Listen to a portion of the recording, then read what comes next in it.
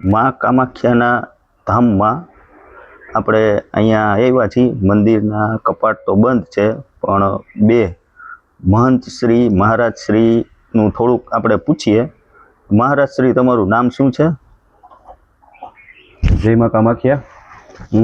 મારું નામ આશીષભાઈ પંડ્યા છે અને મારી સાથે ઋષિકેશભાઈ ઠાકર છે. અહીંયા અત્યારે તો અંબુવાચીનો પર્વ ચાલે છે.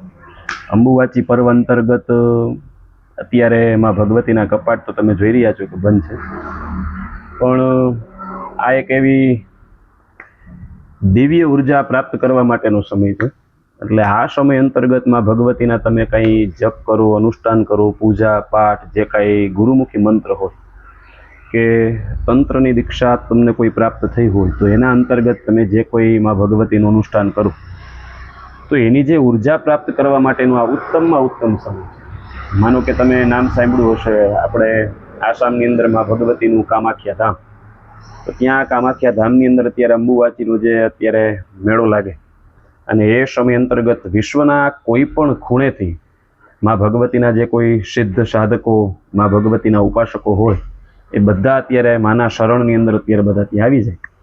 અને માં ભગવતીનું મંદિર બંધ હોવા છતાં માં ભગવતીના દર્શન કરવા માટે થઈને, માની ઝાંખી કરવા માટે થઈ અને માના ખાલી શિખર દર્શન કરવા અને ધજાના દર્શન કરી અને બંધ મંદિરની પરિક્રમા કરતા હોય, બસ માનું રટણ કર્યા કરે અને માના પટાંગણની અંદર બેઠા હોય.